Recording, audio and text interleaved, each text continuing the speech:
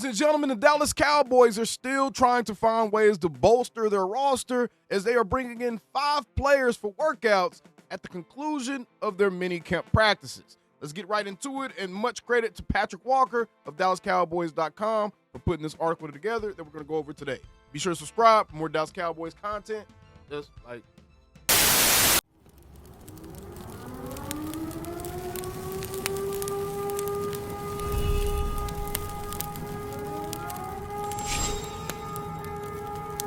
shut your up.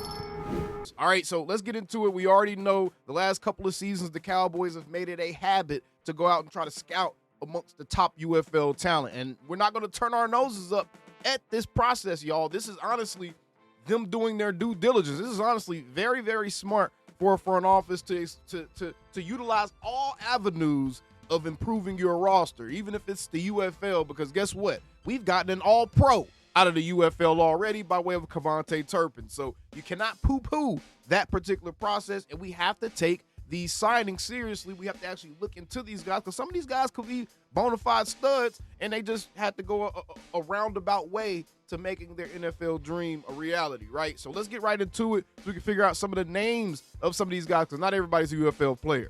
True to their word and annual tradition over the past several off seasons, the Dallas Cowboys are indeed keeping a very keen eye on the developments within the UFL, formerly known separately as 2 entities, the USFL and XFL, before the merger of the 2 leagues took place in 2024. And while it's been a very active offseason for the Cowboys, including adding talent to the roster via free agency signings and trades, it never once meant they were out on what the UFL might offer, having had grand slam success in giving Cavante Turpin and Brandon Aubrey a training camp tryout in 2022 and 2023 respectively.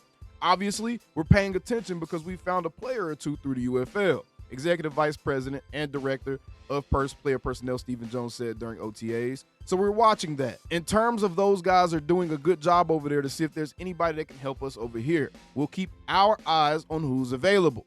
As far as who they're keeping their eye on, specifically, 2 names have surfaced within a group of 4 players the Cowboys will hold a workout for as mandatory minicamp concludes and the team breaks ahead of training camp.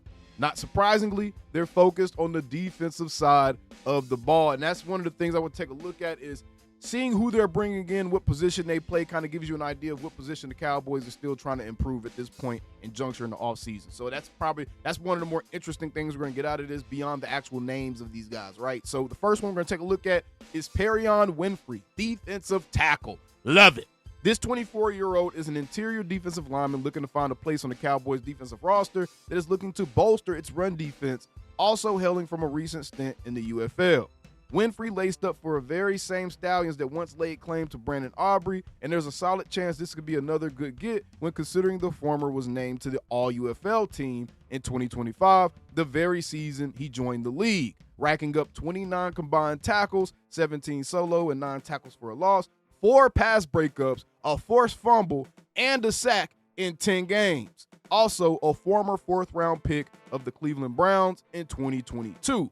Winfrey spent the 2023 season with the New York Jets, and guess who? Newly added Cowboys defensive line coach Aaron Whitecotton. On the same front as Dallas's defensive assistant Tanzel Smart, so Winfrey's tryout carries plenty of possibilities. So Perion Winfrey is a name that I'm going to look into. I'm going to actually go back and take a look at some of his UFL games because that's actually quite impressive that he had those kind of statistics in a UFL season in 10 games. And if I'm not mistaken, I believe it might have been the other guy. It might be the other guy I'm about to take a look at. But one of these guys that we brought in actually kind of started halfway through the season and still ended up being a standout, right? But Perion Winfrey, defensive tackle. We're going to take a look at him in just a second. DeVere Levelston, defensive tackle, is a 24-year-old like Winfrey, but a native of DeSoto, Texas, a community just south of downtown Dallas. Hoping for a homecoming after a strong showing for the Memphis Showboats of the UFL, where he currently suits up, initially signed as an undrafted free agent by the Seattle Seahawks in 2024, Levelston made his way to the UFL to sharpen his skills, and he's doing exactly that, posting 12 tackles and 2 sacks this spring, despite joining Memphis midway through the season. All right, so we got another defensive tackle here, and this is the guy that joined the team halfway through the season and was able to rack up 2 sacks as well. So That's kind of promising right there. Not exactly the most eye-popping stat line, but I think at this point you're looking for certain traits. You're looking for bodies. You're looking for competition in that defensive tackle room because, quite frank, it's still pretty light in the ass right now, right?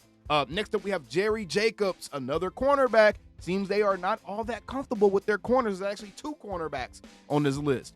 The other workout at cornerback comes by way of Jacobs, a 27-year-old from Atlanta, Georgia, who made his way to the ranks of the NFL through the program at Arkansas after transferring from Arkansas State, earning his way there via Hutchinson Community College. He was signed as an undrafted free agent by the Detroit Lions in 2023, then going on to sign with the Los Angeles Rams in 2024.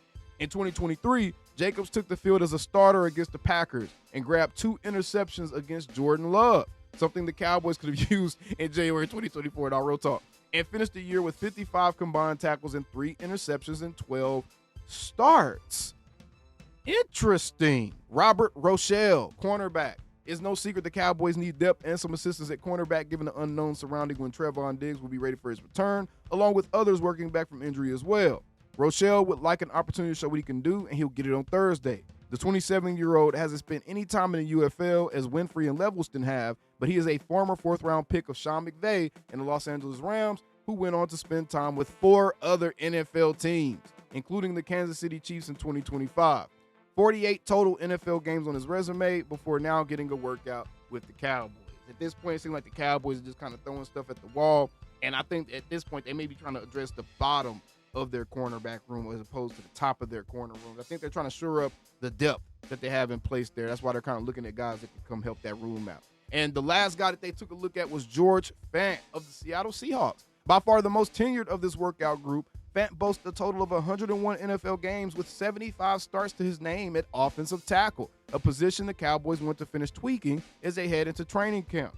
He would add another veteran presence to a very young group, a 32-year-old who has been in the NFL since 2016.